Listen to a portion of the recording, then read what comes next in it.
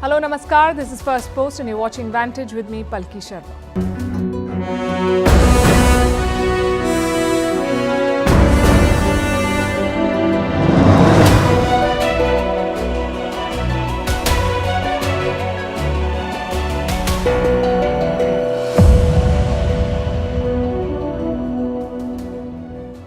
Less than 48 hours after Iran's surgical strikes, Pakistan has retaliated. They've attacked Baloch targets deep inside Iran.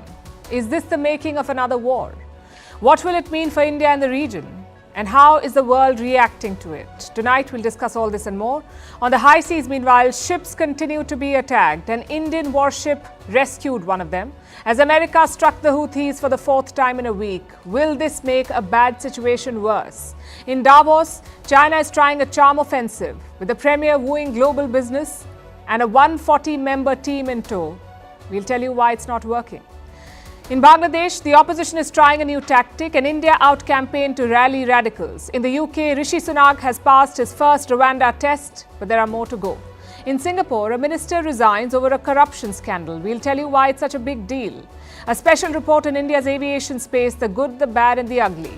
There's a new cancer drug. Is it the miracle the world has been waiting for?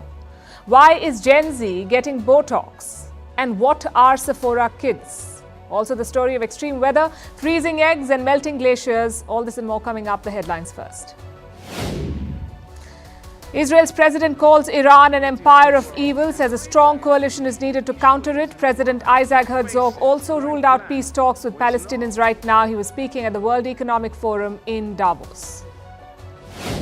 Japan will buy 400 long-range Tomahawk missiles from the US. Tokyo has been ramping up its military capacity. It faces a nuclear-armed North Korea and growing Chinese military clout. By 2027, Japan plans to double its defense spending.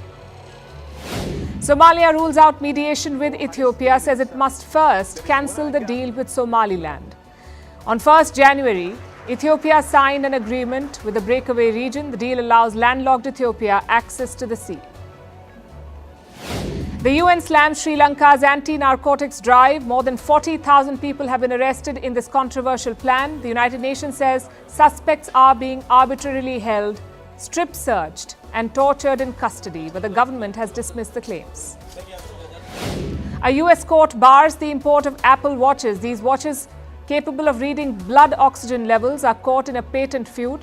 The legal fight could go on for a year. Apple says it will remove the feature from the models sold in the US. America is one of its biggest markets. And Arnold Schwarzenegger held at the Munich airport. The actor and former California governor had failed to declare his luxury watch. Schwarzenegger was later released.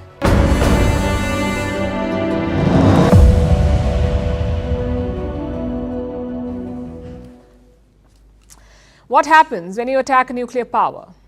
Well, Iran tried to find out. They fired missiles into Pakistan on Tuesday. Less than 48 hours later, the response has come. Pakistan has hit back. They used a number of weapons to strike Iran: killer drones, rockets, loitering munitions and standoff weapons. The operation is being called Marg Bar Sarmachar, meaning death to guerrilla fighters. This place was the target, a village near the Iranian city of Saravan. It's located in the Sistan Balochistan province, distance from the border, possibly less than 100 kilometers. Now, Pakistan says it was attacking Baloch militants, members of a group called the BLA, the Baloch Liberation Army, BLA. Their goal is to create an independent Balochistan, basically to break away from Pakistan. Islamabad says they had credible intelligence. Apparently, the Baloch militants were planning something big. But let's not kid ourselves. This was a retaliatory strike. Iran bombed Pakistan, so Pakistan had to bomb Iran back. Their foreign ministry is now talking of de-escalation. Acts like the one which took place a couple of nights ago create difficulties and give the adversaries of our friendship the pretext to create more difficulties in the region. We will continue to engage with our neighbor Iran to ensure that peace prevails and and that the two countries make concerted and coordinated efforts to combat the threat of terrorism. What about Pakistan's army? They're on high alert right now, but the army statement did focus on dialogue and cooperation. So clearly Pakistan has had enough. They've made their point. What about Iran? Well, Tehran has summoned Pakistan's top diplomat in the country. They've also condemned the strikes. As for casualties, 9 people were killed. Iran says all of them were foreign nationals. So should we assume that this conflict is over? Seems like it for now. But 2 worries still remain. One, no one knows for sure why Iran attacked Pakistan in the first place. On paper, it was about anti-terrorism, but strategically, it made little sense. Maybe Iran has more targets in mind. Maybe Tuesday's attack was just the start. The fact is, we don't know. Now to the second worry. What if Pakistan's attack pushes Iran over the top? Just think about it. The US has never struck inside Iran's borders. Neither has Israel, and these are sworn enemies of Iran. But Pakistan has crossed that red line. So Tehran may feel the pressure to respond to show who's the boss, which means the danger is not over yet. The next couple of days will be crucial. Pakistan's top officials are all returning to the country. The caretaker prime minister is coming back from Davos. The foreign minister is returning from Uganda. So it's all hands on deck. And this whole saga has split the world. The United States has condemned Iran's airstrike, or had condemned that airstrike. Let's see if they condemn Pakistan's as well. Meanwhile, China is spooked. They have a lot at stake in both these countries. Iran and Pakistan are key partners of Beijing. So China says, we can mediate. The Chinese side sincerely hopes that the two sides can exercise calm and restraint and avoid an escalation of tension. We're also willing to play a constructive role in de-escalating the situation if both sides need it. So we do condemn those strikes. We've seen Iran violate the sovereign borders of 3 of its neighbors in just the past couple days. And I will say that the difference is the context very much matters. What about India? No prizes for guessing? New Delhi is supporting Iran. Listen to the government's reaction. And I'm quoting, "We have an uncompromising position of zero tolerance towards terrorism. We understand actions that countries take in their self-defense." So India doesn't mind the attacks. But what if things escalate? What will prolonged aggression between Iran and Pakistan look like? First, some numbers. Pakistan has more than 650,000 military personnel. And Iran? Around 610,000. Pakistan's defense budget is around $6 billion. Iran's is much higher, closer to $10 billion. Pakistan has around 1,400 aircraft, out of which 387 are fighter jets. Iran's fleet is smaller. Around 550 aircraft in total, which includes 186 fighter jets. What about tanks? Again, Pakistan holds the edge. They have more than 3,700 tanks against Iran's 2,000. The naval fleet is evenly matched. Pakistan has 114 vessels. Iran has 101. Both sides also have trump cards. Iran's economy is in much better shape. Pakistan's economy is in the dumps. But then again, Pakistan has nuclear weapons. So my point is quite simple. A prolonged aggression would be ugly and costly. Not to mention, totally unnecessary. There is no strategic requirement here, because both sides agree that the border areas are problematic. Both sides think it's lawless and chaotic. So these attacks do not really improve the situation. At best, it's a battle of egos. Plus, the regional impact would be huge. More countries will pick sides. Some will be caught in the middle. And of course, non-state actors would benefit. It's a risky prospect for India. Pakistan's army lives in forever suspicion of India. If they get tied down in the West, they will want deterrence against India. And what form will that take? It's impossible to know, but it's safe to assume that it won't look good. So de-escalation is the need of the hour.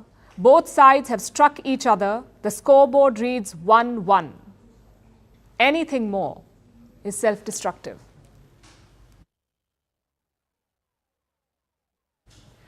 So Iran struck Pakistan yesterday. Islamabad retaliated today. Iraq and Syria have suffered airstrikes, and Israel has opened a new front in Lebanon. They're going after the Hezbollah. It is the perfect storm. And to add to the misery, ships passing through the Red Sea are still unsafe. Today, India responded to a distress call from the Gulf of Aden. A cargo ship had come under attack, the MV Genco Picardy. It was attacked by drones. There were no casualties, but the ship was damaged. There were 22 crew members on board, including 9 Indians. An Indian warship was in the vicinity, the INS Vishakhapatnam. It's a guided missile destroyer. It intercepted the cargo ship. Indian officers boarded the vessel. They inspected the damage. It was not significant. So when they deemed it safe, they asked the vessel to continue its journey. And this is becoming a recurring theme because the region remains volatile, unsafe for ships, despite a large military presence. India alone has a sizable deployment in this region, some 10 to 12 warships operating in the Arabian Sea, along with patrol aircraft, predator drones, and Dornier aircraft for surveillance. And they may need to stay there longer because of America's actions. The US is going after the Houthis. They have conducted fresh airstrikes, their fourth round of airstrikes in 1 week. This time, the Americans targeted the missile launchers. The Houthis were preparing for fresh attacks. They had loaded missiles onto the launchers. America got whiff of it. It identified multiple launch sites, and then the US Navy struck them. A total of 14 missiles were destroyed. One of the locations they hit was Dhamar. The attack was captured on camera.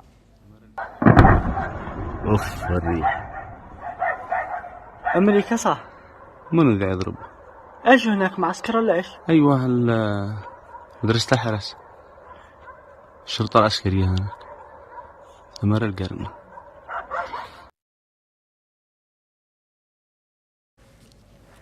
So the strikes were targeted, and the Americans are clearly going after the Houthis, using every tool at their disposal, including diplomatic ones. They have redesignated Houthis as global terrorists. In 2021, less than a month after he took office, Joe Biden had given Houthis some relief. He had lifted the global terrorist designation. It was imposed by Biden's predecessor, Donald Trump, when he was president. Now, 3 years later, it's back to square one. President Biden has reversed his decision, and he's declared the Houthis terrorists again. We took this action because of their continued reckless and indiscriminate attacks on ships transiting the Red Sea and the Gulf of Aden. These attacks are a clear example of terrorism, violation of international law. But this is not just about accountability. The US wants to corner the Houthis. This designation targets their finances. It freezes Houthi assets in the US. It restricts flow of funds from abroad, including from global markets. Basically, it's a form of a sanction to get the Houthis to stop attacking ships. But will they stop? Will this American sanction do the trick? It's unlikely. The Houthis may not have US bank accounts or blue chip investments in NASDAQ. So these labels can lead to only one result: more animosity. The Yemeni armed forces emphasizes that the response to the American and British offenses is inevitably coming, and any new offense will not remain without a response and punishment. America's decision may have unintended consequences. The Houthis are de facto rulers of Yemen. They control large parts of the country, including the capital, Sana'a. And Yemen faces the world's worst humanitarian crisis. This country is on its knees. 80% of Yemen, 80% does not have food or water. Over 75% needs aid to survive. 3 million people are homeless, and Yemen's currency, the rial, is worthless. Food distribution is already suspended in the country, and this conflict could trigger fresh chaos. Aid groups are raising an alarm. 26 of them have issued a joint statement. They're worried about the latest escalation and America's countermeasures. They fear the US might end up punishing Yemenis for the acts of Houthis. The people of Yemen are already angry. They accuse the US of blackmail. The US takes these decisions to blackmail people and to hold this against them, using the decision like a sword against anyone who stands against American and Israeli interests. So the situation is delicate, and America's approach might make it worse. Instead of ending a conflict, the US may end up intensifying it, which is hardly surprising. The US has a long history of this, of fraught military interventions. We all know what happened in Iraq and in Afghanistan. Will Yemen be next? This crisis is like a gas leak, and America has shown up with a matchstick. There is every chance this will backfire, and we hope we are wrong.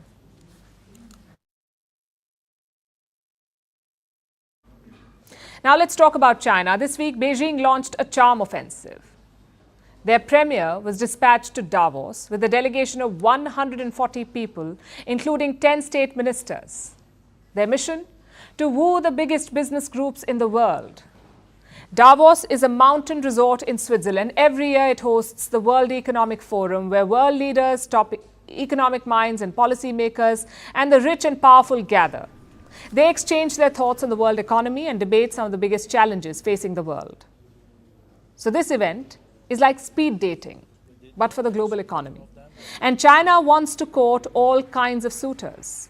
The Chinese premier has been busy. He began his engagement at Davos with a speech. Li Qiang had a simple message to deliver: China is open for business. China will adhere to the fundamental national policy of opening up to the outside world, and the door of opening up will only open wider and wider. Well, after the speech came the handshakes. Li met top business leaders, including the CEOs of top banking institutions, the likes of JP Morgan, Bank of America, Standard Chartered and Blackstone. The Chinese premier had lunch with them. Same with the politicians. Li's most significant sit-down was with Ursula von der Leyen, the president of the European Commission. The two leaders spoke about trade, among other things. Now, this is quite a shift. Since the pandemic, Chinese leaders have been largely evasive, especially their president, Xi Jinping. He has missed several important events last year, including the G20 summit in India. In fact, he still does not travel very much. But his team is now coming out in full force, and in that sense, Davos signals a shift. China is trying to achieve two objectives here. The first one is related to their economy. They're trying to build a new narrative, one that is less negative and more positive. Because today the Chinese economy is seen as weak, unstable, and in a state of decline. At Davos, Premier Li gave a different message. He claimed that China's economy did better than expectations last year. Our expected GDP growth is around 5.2%, which is higher than the target of around 5% set at the beginning of last year. A growth of 5.2% against a target of 5%. We're hearing this number for the first time. Naturally, it is being received with skepticism. Economists are questioning this data, which hardly comes as a surprise because data is not China's strong suit. But none of this has stopped Beijing from hammering its claims. The Chinese are determined to show that their economy has not stagnated. That's their first objective. The second is about fixing the larger sentiment. Investors do not trust China anymore. Until last year, foreign companies had pulled some $160 billion out of China. At Davos, Premier Li tried to pull some of this money back. We will also listen to the views of foreign businesses regularly. We will actively promote solutions as long as they are reasonable demands. We hear you. That's what Li tried to tell foreign businesses. And this is a massive PR exercise to fix China's image. But this pitch has few takers. The first reactions to Li's speech are negative. Experts say his remarks are broad and unspecific.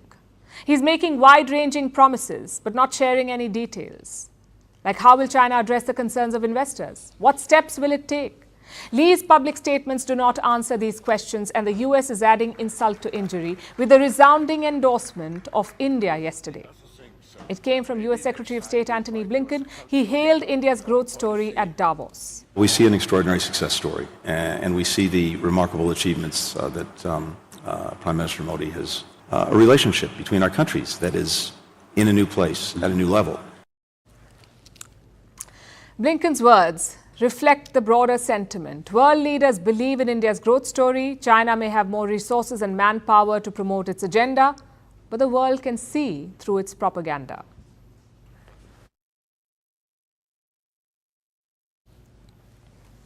In Bangladesh, a new campaign is brewing. New for Bangladesh, but not really for the neighborhood. It's India out. The trend began in the Maldives, but some in Bangladesh are now buying in, specifically the opposition, the BNP, the Bangladesh Nationalist Party. BNP. They ruled the country for a long time.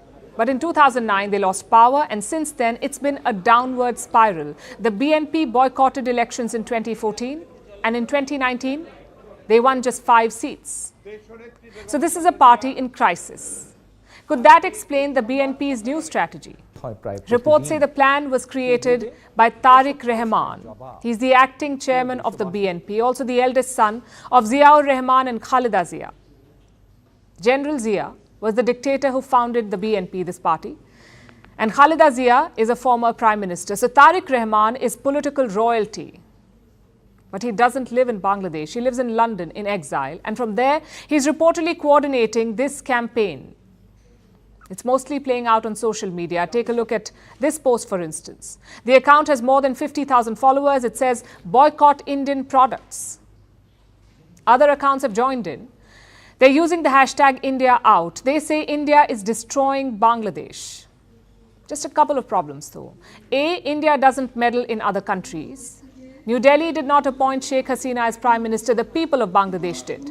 And B, destroyed what exactly? Bangladesh has prospered in the last decade. It is set to become a developing nation in 2026, meaning it will be in the same category as China and India. So the campaign itself is confusing. But it's on point for the BNP. Under their rule, Bangladesh was closer to Pakistan. The society was radicalized and anti-India sentiments grew. Sheikh Hasina corrected all this. She has inherited the vision of her father, Sheikh Mujibur Rahman, the father of Bangladesh too. He was convinced that Dhaka's future was linked to New Delhi's. And Sheikh Hasina thinks the same. But does everyone in her party agree? And I'll tell you why I asked this question. The new Bangladesh cabinet has raised some eyebrows. Some pro-India names are missing, like Abdul Momen. He served as foreign minister from 2019 to 2023, but now he's been replaced. And Momen was a good friend of India. He defended New Delhi during multiple crises. Listen in. But as I understand that they tried to make jokes of the Honorable Prime Minister of India. This is not acceptable. Are you condemning it? Of course we do. We believe, we are very proud of India because they don't do immature things. We have a very solid relationship with India. It is because of the leadership of Prime Minister Modi, Narendra Modi, there is an agreement for the declaration. Another example is Abdur Razak. He was Bangladesh's Minister for Agriculture, again a good friend of India. This time, he's been dropped from the cabinet. At the same time, some new faces are in, like Salman Fazlur Rahman. He's an advisor to Sheikh Hasina. Pakistan's President Arif Alvi calls him a childhood friend. Should New Delhi read into these changes? Not too much, we'd say. Sheikh Hasina dropped 16 sitting ministers, so she wanted a reset anyway. As for the new foreign minister, India can get a pulse soon. He is slated to visit New Delhi next month. That should give us a better idea. And finally, what about India out? Frankly, it looks like a desperate political strategy because Bangladesh is not the Maldives. It's a country of 170 million people, so big neighbors won't intimidate them.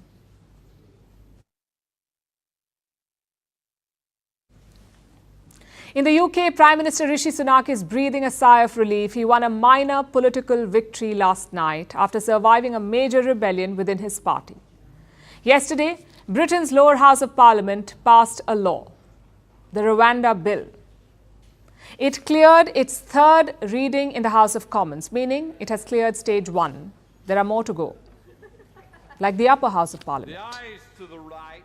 The House of Commons has spoken, the Conservative Party has come together, the Rwanda Bill has passed. It's now time for the Lords to pass this bill too. This is an urgent national priority. That was today's speech. Prime Minister Sunak makes it seem that only the House of Lords stands in the way now, and with their assent, the Rwanda plan will become a reality. But that's not true. First, let's understand the issue. The UK has been dealing with high levels of illegal immigration. People often board boats in France and sail to the UK. They land on British shores and claim to be asylum seekers. They house for months while their asylum requests are processed. There are tens of thousands of such asylum seekers in the UK, and the country doesn't have centres to accommodate all of them. So they're often lodged in hotels or other makeshift accommodation, all on the taxpayer's dime. The UK government pays about £8 million a day for this, 8 million a day. And many in England are fed up. So the government came up with a radical plan. It wants to house asylum seekers somewhere else, in the African nation of Rwanda. They want to send them there. The plan is that Rwanda will process the refugee requests and eventually send only the eligible people back to the UK. So effectively, London wants to outsource the problem. But there's a hurdle. The plan is illegal under international human rights law and under the British law. So Prime Minister Sunak's party has been struggling. They've tried everything to launch this Rwanda plan, almost literally everything. In 2022, they had a flight ready, but the European Court of Human Rights told them to stop. Last year, the law went to the British Supreme Court. Again, it was ruled illegal. The court said people sent to Rwanda would be at risk of refoulement, meaning genuine asylum seekers may be sent back to their home countries, back to face the danger that they escaped from. And that was illegal. That's what the British Supreme Court said. Which brings us to yesterday's bill. The Safety of Rwanda Asylum and Immigration Bill. That's what it's called. It is to legally designate Rwanda as a safe country so that the British Supreme Court cannot complain if people are sent there. And the bill has passed through the House of Commons. The ayes to the right, 320. The noes to the left, 276. The ayes have it, the ayes have it. Look! This was Sunak's victory yesterday, but there are more challenges ahead. The House of Lords will have to pass the law. They cannot reject it, but they do have the power to delay it and to make amendments. And Sunak's party is not in the majority in the upper house, so the bill will face resistance there. The next challenge would be human rights laws, British and international. And if by some miracle it clears all of this, the challenges to deportation will begin. All the people being deported to Rwanda will make appeals. That's hundreds of thousands of cases in British courts. The process will be long and painful. Even Sunak's own officials think the chances of deporting anyone are slim. Government lawyers say there's a 50-50 chance before the next election. Which is why I said Sunak won a minor victory last night. What he did manage, though, was to survive a major rebellion. He was pitted against his own MPs, about 60 of them, 6-0. Wanted to amend the bill. They wanted to make it tougher. But Rishi Sunak refused. He said a tougher bill would definitely run afoul of international law. Eventually, only 11 of the 60 rebels voted against the bill, the hardliners, like old Home Secretary Suella Braverman. The rest of the rebels fell in line. And Sunak projected a united Conservative party, securing his grip on it till the next election at least.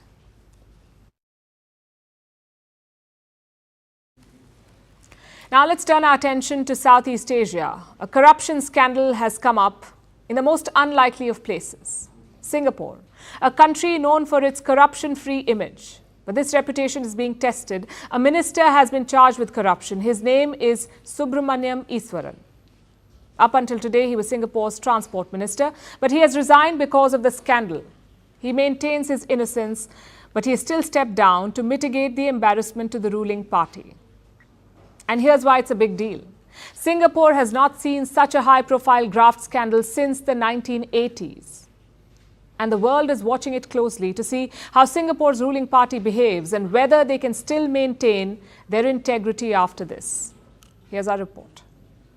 A corruption scandal has hit Singapore, something that it takes extremely seriously. The graft case involves this man, Subramaniam Iswaran, or S. Iswaran as he's more commonly known. Up until a few hours ago, he was Singapore's transport minister. He was also serving as the minister in charge of trade relations. But he has stepped down from both positions and resigned as an MP as well, and as a member of the ruling People's Action Party. Iswaran says that he will now focus on clearing his name, but that won't be an easy task. The former minister faces a slew of corruption charges, 27 to be exact.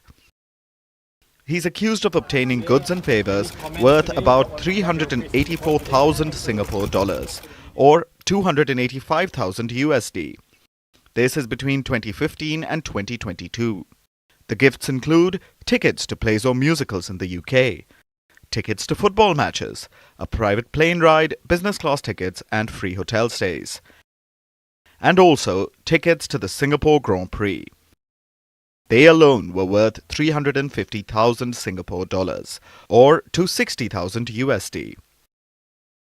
Iswaran allegedly received all these gifts from one person, Ong Beng Seng. He's a Malaysian billionaire, a hotel tycoon, and the person responsible for bringing Formula One to Singapore. Iswaran is accused of taking these gifts and also using his influence to advance Ong's business interests. The billionaire was promoting the sport. He needed help from the Singapore Tourism Board. Iswaran was Minister for Trade between 2015 and 2018. The minister also served as chairman and then advisor for Singapore's F1 steering committee. But even if the F1 angle didn't exist, Iswaran taking the gifts would still run afoul of Singapore's graft laws. Any civil servant is prohibited from taking gifts worth more than 50 Singapore dollars. They are supposed to give anything more valuable than that to the government. If the civil servants want to keep a gift more expensive than 50 Singapore dollars, they need to pay the full cost to the government. These limits apply to politicians as well. No one is allowed to accept valuable gifts of any kind. Singapore is clear on that. The island is famous for its tough stance on graft. It pays its politicians and civil servants well so that they aren't tempted to engage in corruption. Iswaran's salary was over 40,000 USD per month, and he also had an MP allowance of about $12,000 a month. But it didn't seem to prevent Iswaran from allegedly taking the gifts from the Malaysian billionaire. Iswaran has proclaimed his innocence. He plans to fight the charges, but he still resigned from his posts. Singapore's Prime Minister Lee Hsien Loong has accepted his resignation. This is the official statement. Look at that last line. Singaporeans expect no less. That's why Iswaran resigned. The people of the island demand incorruptibility and expect their leaders to walk the talk.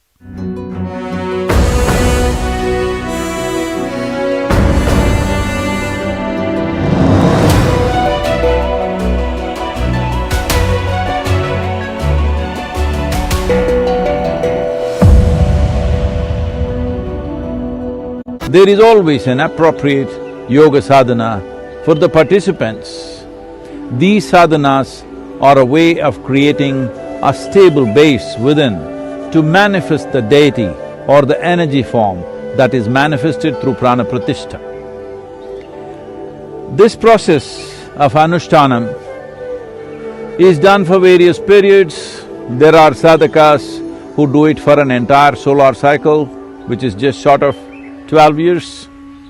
There are those who do for 36 months, there are those who do for 90 days, 64 days, 33 days, 28, 21, 12, 11, 9, 7, 5, 3 days, depending upon the type of prana pratishtha.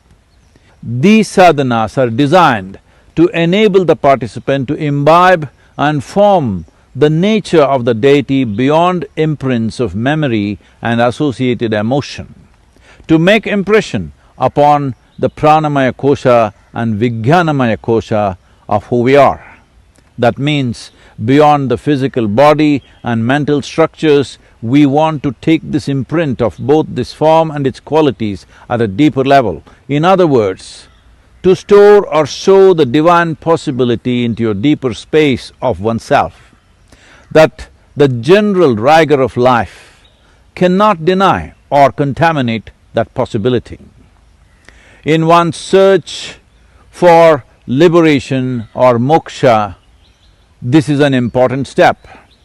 The process of anusthana is not only relevant at the time of consecration, but can be done at any time as convenient for individual people.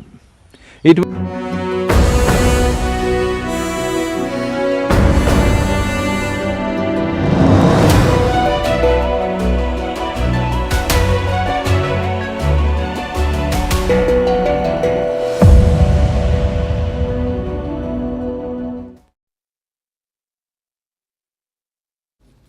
This week was a nightmare for Indian aviation. Temperatures dropped across northern India. Most airports were engulfed by fog. So flights got delayed. Reports say hundreds of them. It led to some pretty bizarre incidents, like passengers punching pilots and travelers eating dinner on the tarmac. Not a good look. It was a reality check for Indian aviation. But it's not the full story. Let me show you some numbers. India had just 74 airports 10 years ago. Today, that number is 148. The plan is to have 220 airports by the end of 2030. Also, more Indians are flying today. In 2023, air traffic hit an all-time high. India logged around 153 million domestic passengers. That's around 2,900 flights per day.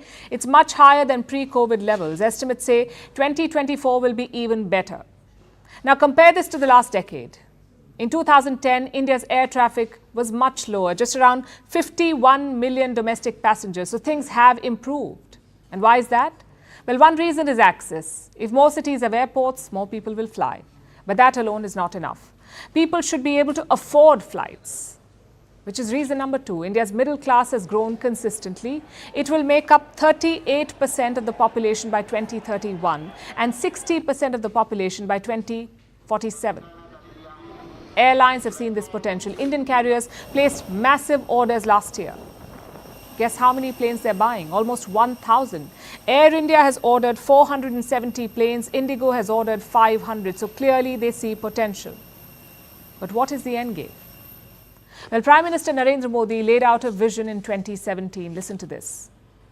जो सामान्य व्यक्ति हवाई चप्पल पहन करके घूमता है, वो मुझे हवाई जहाज में दिखना चाहिए. ये मेरा सपना है. In simple words, everyone should be able to fly, not just the rich Indians. How close are we to that target? Today, only 3% of India's population flies regularly. Only 3%. That's 42 million people. Compare that to the US. Around 145 million Americans fly regularly. Around 300 million have flown at least once. So how do we get there? There will be organic growth. As income increases, more people will fly. That's a long-term change. But there are other factors too. For example, what if flight rates were cheaper? Would more people fly then? The logical answer is yes. But for cheaper flights, you need competition. You need a crowded field. Just look at China. Around 43 scheduled airlines operate in China. In India, this number is just 17. Same with daily flights. Around 13,000 flights take off every day in China. In India, it's less than 3,000. Clearly, that needs to change. If more players enter the market, prices will drop. That is the main challenge. Because right now, it's like duopoly. Indigo makes up 60% of the market share. Tata's carriers make up 26%. So two firms control 86% of India's market. Naturally, prices will be high. And you can't blame them either because Indian carriers are running huge losses. In the last financial year, their losses were around 17,000 crore rupees. This year, it will be around 4,000 crore rupees. So the trajectory is good. But unless the business is profitable, more firms will not join. Of course, all this will take time. It requires the government and the private sector to work together. Just one word of advice, though. Do not cut corners. Airports across Asia have become the gold standard. They're attractions in themselves, and India needs to keep up with technology, with innovation, and with more investments. Just look at the new Bengaluru airport terminal. It is designed like a garden. Outside India, people are already talking about it. Same with regulation. It's important to keep a close watch on airports to make sure that rules are not flouted. I mentioned the tarmac dinner at the start. The government has issued fines for it. Indigo has been asked to pay 1.2 crore rupees. The Mumbai airport is paying 60 lakh rupees. It may not sound like a lot, but remember these firms are already running in losses. So every penny counts. So to recap, India's aviation sector is primed for takeoff. It has grown leaps and bounds in the last few decades. Only two challenges remain: making it accessible to the masses and making it profitable.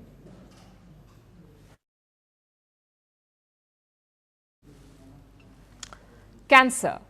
It's the 6-letter word that can scare even the bravest.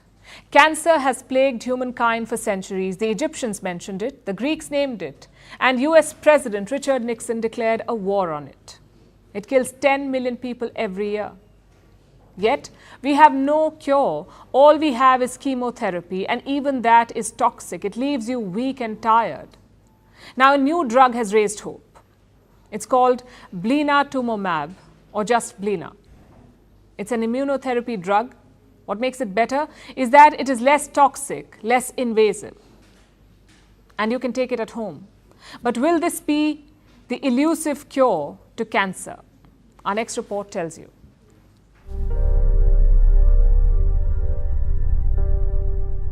Humankind has made all sorts of advances. There's space travel, there's artificial intelligence, there's talking robots. But if there's one thing we haven't found yet, it's a cure for cancer. A new drug has sparked hope, but will it be any better? It is a $1 trillion question, because cancer costs the world $1.9 trillion every year. This is a disease that has haunted humankind for centuries. It was first described by ancient Egyptians. The first mention is in the Edwin Smith Papyrus, so that's dating back to 1600 BC. The document mentions breast tumors being removed, but it says there is no cure. Then we have Hippocrates, the father of medicine. He is believed to have given cancer its name. It came from the word karkinos. Basically, it means crabs. According to him, the tumors looked crab-like. So that's how it got its name. But what exactly is cancer? Cancer is not a single disease. In fact, it's an umbrella of diseases, over 200 of them. It can start in any part of the body. It happens when there are changes in a group of normal cells. This leads to uncontrolled growth. It's abnormal and forms a lump known as a tumor. This is true for all cancers except leukemia, which is blood cancer. So cancer is varied. It's different for every person, which is why it's so hard to find a cure. And that makes it deadly. Cancer is the second leading cause of death globally. 10 million people die every year from cancer, and more than half of all cancer cases are preventable. So what are we doing? Well, humankind has poured billions into cancer research. The 1940s gave us chemotherapy. It's the use of toxic chemicals to kill cancer cells, but it often leaves patients weak. Yet, 80 years later, chemo is still the first choice to treat cancer. Now, a new drug has sparked excitement. It's called blinatumomab. It's an immunotherapy drug. It is said to be less toxic than chemotherapy. Basically, what it does is to look for cancer cells. That way, the body can recognize them and then destroy them. It's already licensed for adults to use, and now it's being used for kids in trials. So how is it different? Blina is more promising because unlike chemo, it isn't painful. It comes in a liquid bag and is administered through the vein. And more importantly, it can be given at home, which means patients won't even have to go to the hospital. Now, Blina has shown success, but it isn't 100% foolproof. Which brings us back to the question, why do we still not have a cure? Chemo came in the 1940s. US President Richard Nixon declared a war on cancer in 1971. Since then, there have been trials, research, billions of dollars have been spent, yet no one cure is available. Of course, we have more options. There's cancer vaccines, immunotherapy drugs, but the problem remains the same. How do you treat cancer without killing normal cells? It was the big question back then, and it's still the big question now. Hopefully, we will find an answer soon.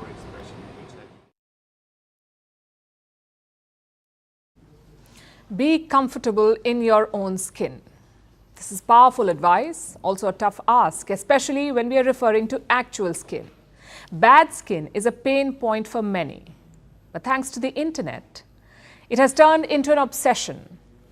Hours are lost before a mirror as it feels less mirrory and more magnifying glass. And you don't just stare, you tamper with the evidence. Whatever conclusion you reach, there is a cure, a quick trip to the store to buy some hope, bottled in cutesy packaging of creams and serums. If one product does not work, there are plenty more.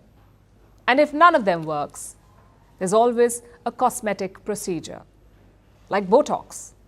This is a minimally invasive procedure. It promises wrinkle-free skin and a youthful appearance. Initially, Botox was used for medical purposes. About 2 decades ago, it was approved for cosmetic use. Most of its recipients are middle-aged. But now more youngsters are seeking Botox the world over. It is the new norm in South Korea. In India, Botox has become a pre-wedding trend.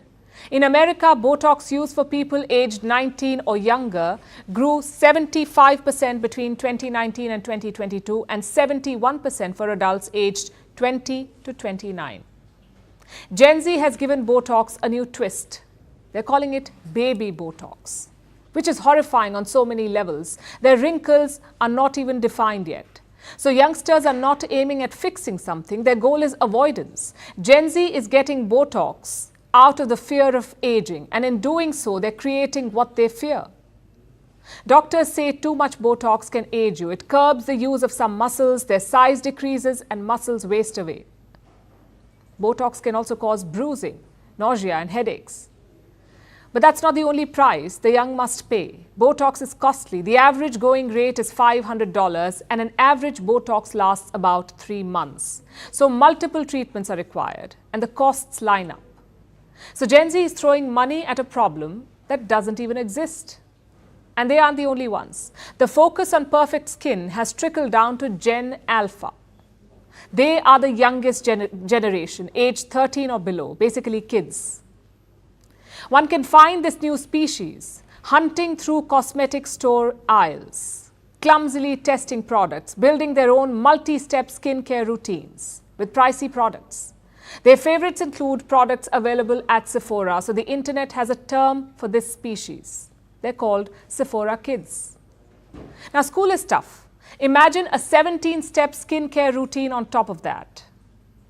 But that's not the only reason why this trend is worrisome. Tweens are spending thousands on products. And there's a good chance they won't work because the formulations are developed for older skin. Plus, children do not have a fully formed skin barrier, so these products could do more harm than good. But if this is shocking, know that there are skincare products for babies too. Apparently, treating perfectly normal baby acne is the need of the hour. It sounds bizarre, but who cares? We live in a culture that feeds addictive behavior.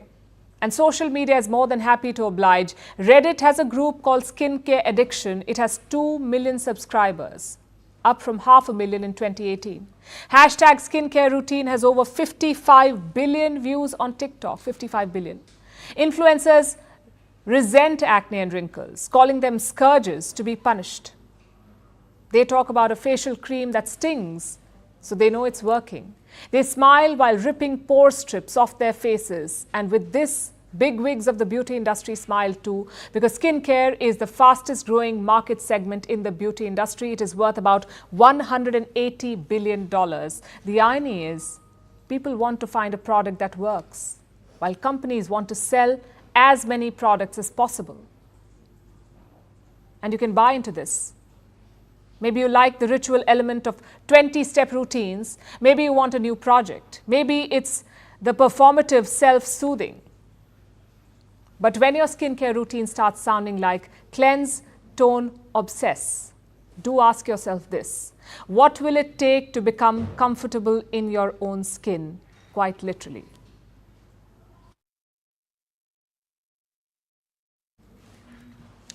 Eggs suspended in the air, chopsticks held up by noodles and frozen mustaches. An Arctic blast has brought extreme weather to many countries, Canada, the United States, even parts of Europe. They're all dealing with record-breaking cold, which begs us to ask, why is it colder if the earth is heating up? 2023 was the hottest year on record. 2024 is likely to be hotter. Shouldn't winters be warmer then? Our next report tells you why cold snaps could become the new normal. Imagine this. You get out of bed, you feel hungry, you want some eggs and noodles for breakfast. So you go to the kitchen and crack some eggs, only for it to freeze mid-air. Then you cook the noodles, but you don't have to worry about a slurpy mess. The noodles can stand by themselves, they can even support the chopsticks. Sounds gravity-defying, right? Well, That's breakfast for you in Canada. The country is dealing with freezing temperatures, close to minus 45 degrees Celsius. It is being caused by a polar vortex. What's that? It's a swirling mass of cold air that hovers over the North Pole. Usually, it's like a spinning top. It rotates very fast, keeping cold air locked in the Arctic. But when it's disrupted, this air moves southwards. Right now, it's responsible for the extreme weather across Canada, the US and Europe.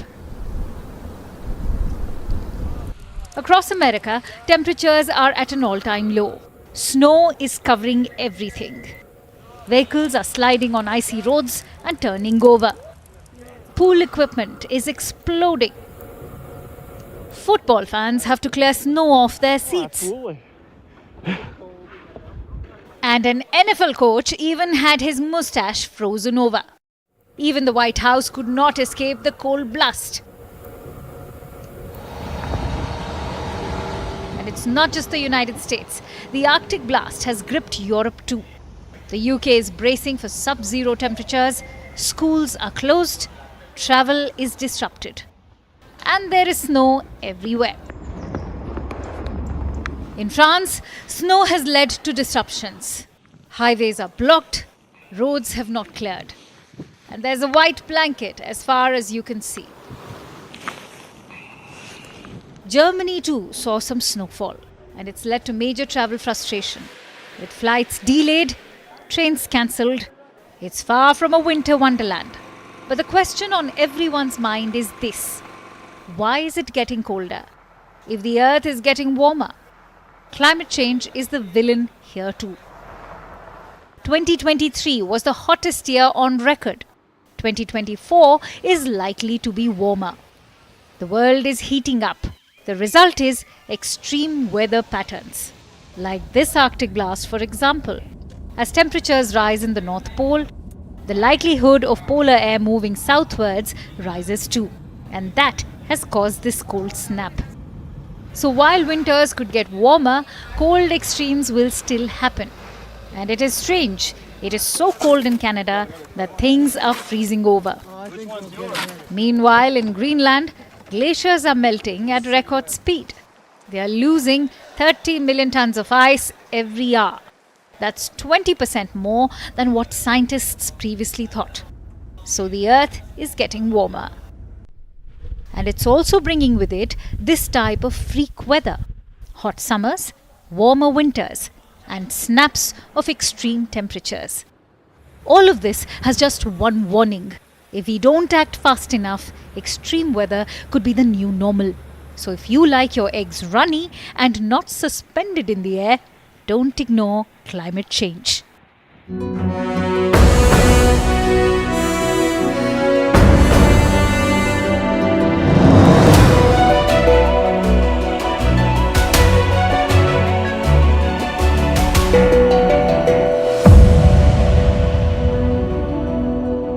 For individuals endeavoring to take up significant activity in their life went into periods of Anusthana.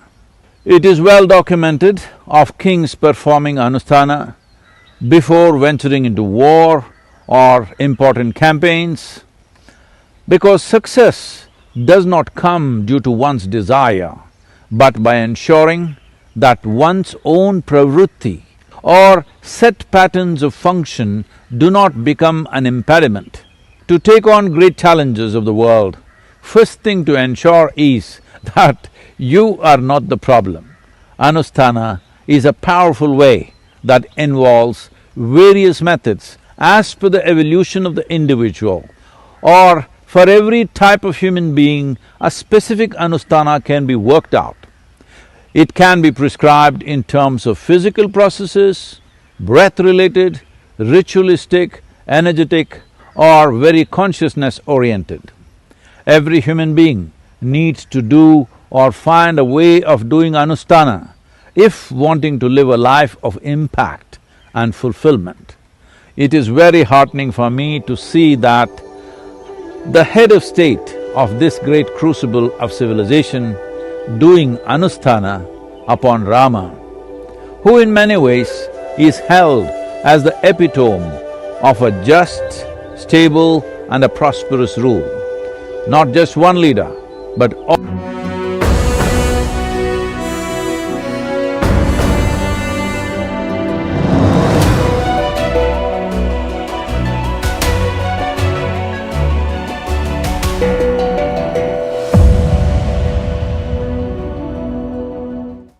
And now it's time for Vanitas Shots, images that tell the story. In Croatia, an artist turns thousands of matchsticks into works of art. The London Zoo welcomes the birth of critically endangered gorilla. And is there water on the red planet? Europe's Mars Express orbiter may have spotted a huge ice water deposit below the surface. Finally, we're taking you back in history. On this day in 1919, the Versailles Peace Conference began in Paris. The goal was to discuss post-World War I peace. It led to the establishment of the League of Nations, the predecessor to the United Nations. Leaving you on that note, thanks for watching. We'll see you tomorrow.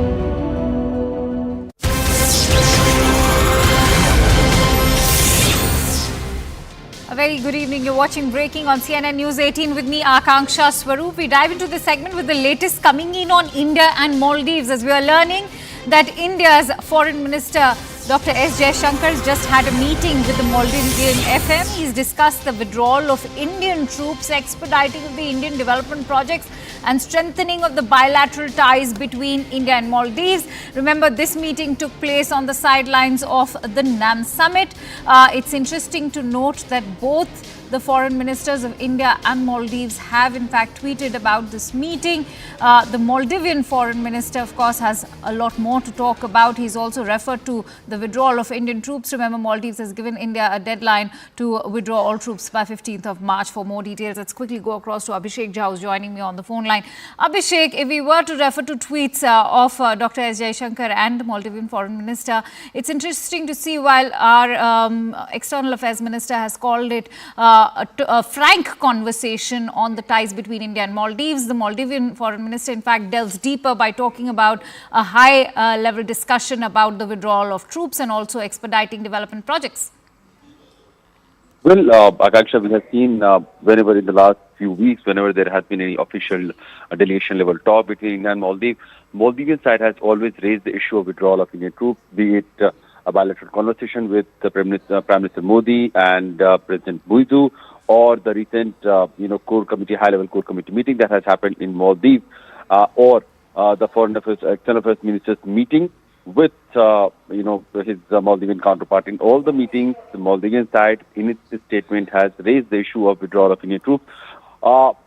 Interestingly, India has always, avoided commenting directly on withdrawal of troops, and they have always maintained that these troops are there for the humanitarian aid and assistance for the emergency use, and they are negotiating a workability and how can they be used for the people of Maldives. Even today's meeting, while the Maldivian foreign minister's statement says that they did discuss about the withdrawal of Indian troops, External Affairs Minister's tweet doesn't say anything clearly whether this issue was discussed or not, but they did say that all the issues were candidly discussed, and the strengthening of bilateral ties and the multi-structural format were also discussed. All right, many thanks to you, Abhishek, for bringing in all the latest on this news story. And with that, let's now shift focus over to Ayodhya. With just a few days left for the Pran Pratishtha ceremony, Prime Minister Narendra Modi has released commemorative postage stamps on the Ram Janmbhoomi Mandir and a book of stamps on Bhagwan Ram around the world. Meanwhile, the Ram Lalla idol was placed in the Garbhagriha today and a puja was also held after the ceremony. The Ram Murti had entered the Mandir premises yesterday with its eyes covered for the initial Parisar Brahman amid chants of Jai Shri Ram. Top intelligence sources have told CNN News 18 that security forces have coordinated with all religious groups for the mega event. The forces have said that no international security threat has come so far.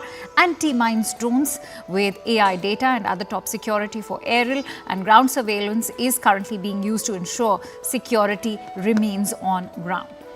Now, while Ram Mandir Pran Pratishtha preparations are also in full swing in Ayodhya, devotees from across the entire nation are enthusiastic about the upcoming ceremony and are expressing their joy and devotion in their own unique ways. We bring you some ground reports.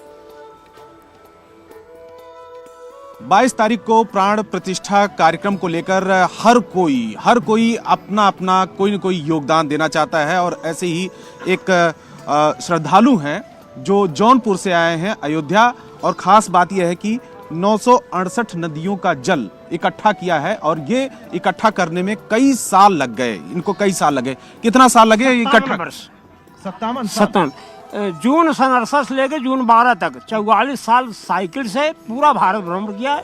एक बार पूरी परिक्रमा भी किया। सिक्किम को छोड़कर हर प्रांत में गया। दूसरे देशों की नदियों का भी है ना? हाँ, 56 श्रीलंका की हैं, 5 भूटान की हैं और 15 नेपाल की हैं, 848 नदियों का जल भारत की। यहाँ पर हर बोतल में ये लिखा हुआ है कि कहाँ किस नदी का है ना? तो ये देखिए हर बोतल में लिखा हुआ है कि किस नदी का ये जल है और इसी तरीके से ये देखिए यमुना नदी का ना, ये यमुना। हाँ, तो और छोटे बड़े सब यहाँ पर इकट्ठा किए हैं और ये इकट्ठा करने में इनको कई साल लग गए। 57 Among the huge rush of devotees at the Ram temple is also a modern Gandhi who's come all the way walking from Karnataka after 2000 long foot journey. इतनी दूर से कर्नाटक से आप आए हैं, क्या मैसेज लेके आए हैं भगवान राम के लिए? जय जय राम सीताराम, जय जय राम सीताराम, 2 अक्षर का प्यारा नाम, 2 अक्षर का प्यारा नाम, चल का रास्ता पावन राम, चल का रास्ता पावन राम। जय श्री राम। मेरा नाम है मुत्तना जी, तिरलापुर जी, कर्नाटक राज्य, गदग डिस्ट्रिक्ट, रोड तालुक करकीकट्टी ग्राम है। मैं सब मीडिया वालों को विनती करता है, ये देश में सब भी अच्छा भी है, सब भी गलती भी है, सब भी है, वो गलती सब भी स्वच्छ करने का है जी। हम सब लोगों प्यार से रहने का है, ये मेरा संकल्प है। और इधर ही मेरा हाथ में ये है पॉपलेन, ये सब ऑल फ्रीडम फाइटर्स है ना, सब भी ऑल फ्रीडम फाइटर्स है। राष्ट्रपिता महात्मा गांधी जी के सबके साथ सब लोग है ना, लाल बहादुर शास्त्री है, बाबा साहेब अम्बेडकर है, बाल गंगाधर तिलक है, सरदार वल्लभ भाई पटेल है, भगत सिंह है, चंद्रशेखर आजाद है, राष्ट्रपति APJ अब्दुल कलाम है, the forest of the man Jadav Molai है और साल तिम्मका है। सब ऑल फ्रीडम फाइटर्स हमारे फॉलोअर्स है। ये भारत देश में बहुत बड़ा त्याग बलिदान हो गया, इसका में सबका सत्व आदर्श पालन बहुत जरूर है। मैं इसको सबको भी पालन कर रहा है। मैं राष्ट्रपिता महात्मा गांधी जी के तत्व पालन भी जरूर है। वो महात्मा गांधी जी ने हर बार राम नाम जपा कर रहा है जी, राम राम जपा कर रहा है, राम राम जपते ही हम नहीं क्यों करने का जरूर है ना। ये तो एक राज्य राम नहीं होने का, भगवान राम प्रभु जी इडीे देश राम राज्य होने का संकल्प है। राम जन्मभूमि में मैं